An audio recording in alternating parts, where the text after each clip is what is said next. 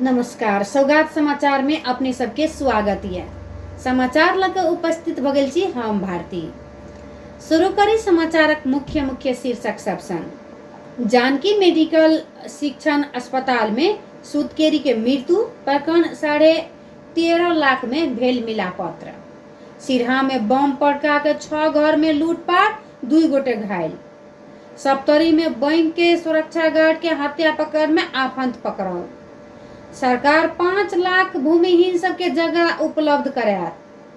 प्रत्येक प्रदेश में 1000 गाय भैंसी पालन के पूर्वाधार बनाए। मोरंग में गोली हाइन के प्रहरी लागू औषध कारोबारी के पकड़लक। आप समाचार विस्तार से। धनुषा के रमदैया स्थित जानकी मेडिकल कॉलेज शिक्षण अस्पताल में एक सुतकेरी के मृत्यु भेलै छै। शनि दिन रात के सुतकेरी के व्यथा लागल बाद भरना भेल। धनुषा के लक्ष्मीनिया गाँव पालिका 5 बनिनिया के 27 वर्षीय अनिता कुमारी यादव के सोम दिन भोर के 9 बजे मृत्यु भेलै छै। मृतक के आफंत वीरेंद्र यादव के अनुसार रवि दिन भोर के 11 बजे ऑपरेशन के बाद अनिता के बेटा जन्मल छल। शल्यक्रिया में सुतकेरी चिकित्सक सब लापरवाही केने अवस्था बिगड़त गेल। सोम दिन भोर के मृत्यु भेल यादव के कहबै छै। शल्यक्रिया के वक्त में एनेस्थीसिया और चिकित्सक नहीं भेल।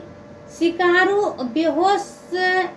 बेहोश केने विस्तारेल अवस्था गंभीर होइत गेल। मृत्यु भेल परिवारजन के आरोप रहले छै। ऑपरेशन में लापरवाही केने कारण मृत्यु भेल कहैत मृतक परिवार सब तोड़फोड़ और प्रदर्शन केने छै। सोम दिन भर अस्पताल के अवस्था तनावग्रस्त बनल छल। तो दोपहर के मृतक और आफंत और प्रशासन बीच भेल वार्ता में 13.5 लाख रकम और 1 गोटे के रोजगारी देवे के सहमति भेले छै। मृतक के क्रिया खर्च बाबत 3,50,000 और 3 बेटा बेटी के पठन पाठन के लिए 10 लाख रुपया कर 13,50,000 रुपया देवे। श्रीमान की योग्यता अनुसार जागीर देवे सहमति भेल। एक आफंत सब बतौने छै। अस्पताल के निर्देशक धर्म सुवेदी के उपचार में लापरवाही नहीं भेल दावी केने अछि। तो अखन अस्पताल में तोड़फोड़ भेला से प्रहरी और सहयोग नहीं केने बाद बाध्य भ के और वार्ता मार्फत समस्या समाधान केने उनका सबके कहब रहल अछि। सप्तरी के नेपाल बैंक लिमिटेड फतेहपुर शाखा के सुरक्षा गार्ड हत्या प्रकरण में मृतक और पकड़ो पड़ल व्यक्ति के आफंत रहल खुलल अछि। गत बृहस्पति दिन उक्त बैंक में कार्यरत 55 वर्ष के परशुराम फयाल के हत्या भेल छल। हत्या केने आरोप में प्रहरी सप्तकोशी नगर पालिका वार्ड नंबर 5 बसनिहार 32 वर्ष के चंद्र बहादुर सुवेदी के पकड़ो केने छै। सप्तरी जिला प्रहरी कार्यालय हुनका सबके पकड़ो केने रवि दिन सार्वजनिक केने छल। डीएसपी डुंडीराज न्यूपाने के अनुसार मृतक फयाल और सुवेदी नातेदार रहल खुलल अछि। शनि दिन सुवेदी के प्रहरी चितवन के राप्ती नगर पालिका वार्ड नंबर 1 लोथर से पकड़ाव केने छल। तय क्रम में प्रहरी चंद्र बहादुर के बाबू के भेटने छल। तय के बाद आरोपित व्यक्ति के आफंत रहल खुलल अछि।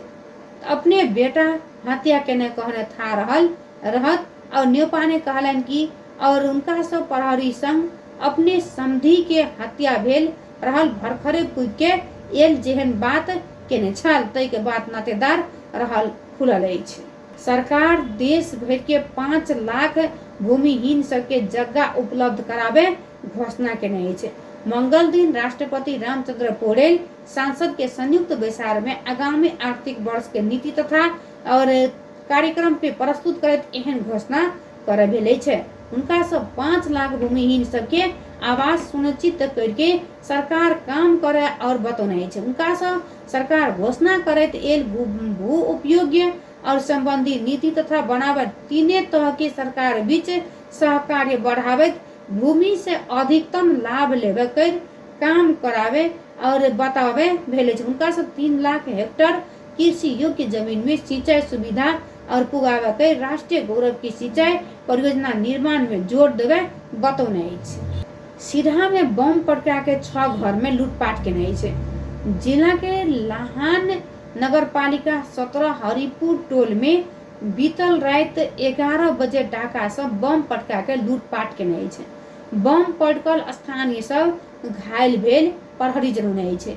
स्थानीय राजदेव यादव, अजय कुमार यादव, राम बाबू ठाकुर, राम अवतार ठाकुर, राम प्रसाद यादव, निरंजन यादव के घर में लूटने छै।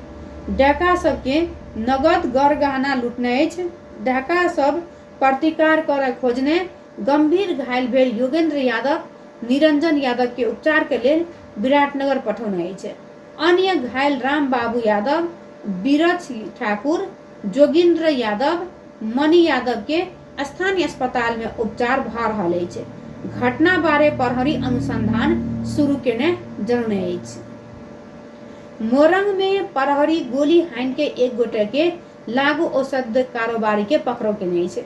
लागू औषध नियंत्रण ब्यूरो और जिला प्रहरी कार्यालय के संयुक्त कार्यवाही के क्रम में प्रहरी आक्रमण कर खोजने 2 राउंड गोली चला के एक गोटे कारोबारी के पकड़ो केने एसएसपी गोविंद थपलिया ऑनलाइन खबर संग बतौने तो इनका सबके अनुसार घटना में भारत बिहार के और किशनगंज 8 बसनिहार भारतीय नागरिक भगीरथ हरिजन घायल भेल छै। एक गोटे के प्रहरी सहायक निरीक्षक तक सामान्य घायल भेल एसएसपी थपलिया बतौने छै। हरिजन के थप उपचार के लेल अस्पताल ल गेल अछि। सरकार आगामी आर्थिक वर्ष 2081-82 में प्रत्येक प्रदेश में कमती में 1000 गाय भैंसी पाले क्षमता के पूर्वाधार बनावे घोषणा केने छै। मंगल दिन राष्ट्रपति रामचंद्र पौडेल नीति तथा कार्यक्रम प्रस्तुत करैत 3 तरह के सरकार निजी क्षेत्र के सहकार्य में गाय भैंसी पालन के पूर्वाधार सहित के स्रोत और केंद्र बनावे घोषणा केने छै। सरकार पशु पंक्षी जन्य रोग नियंत्रण के लेल अस्पताल नियंत्रण और में प्राथमिकता में रखने छै। अखनो के सौगात समाचार संपन्न हुए जा रहे छै। अब मुदा जर्जर समाचार के शीर्षक सब एक बेर फेरो से। जानकी मेडिकल शिक्षण अस्पताल में सुतकेरी के मृत्यु, 13.5 लाख में भेल मिलापत्र। सिरहा में बम पटका के 6 घर में लूटपाट, 2 गोटे घायल। सप्तरी में बैंक के सुरक्षा गार्ड हत्या प्रकरण में आफंत पकड़ाओ। सरकार 5 लाख भूमिहीन सबके जगह उपलब्ध करायत। प्रत्येक प्रदेश में 1000 गाय भैंसी पालन के पूर्वाधार बनाए। मोरंग में गोली हानि के प्रहरी लागू औषध कारोबारी के पकड़लक। अखनो के सौगात समाचार अते संपन्न होते छै।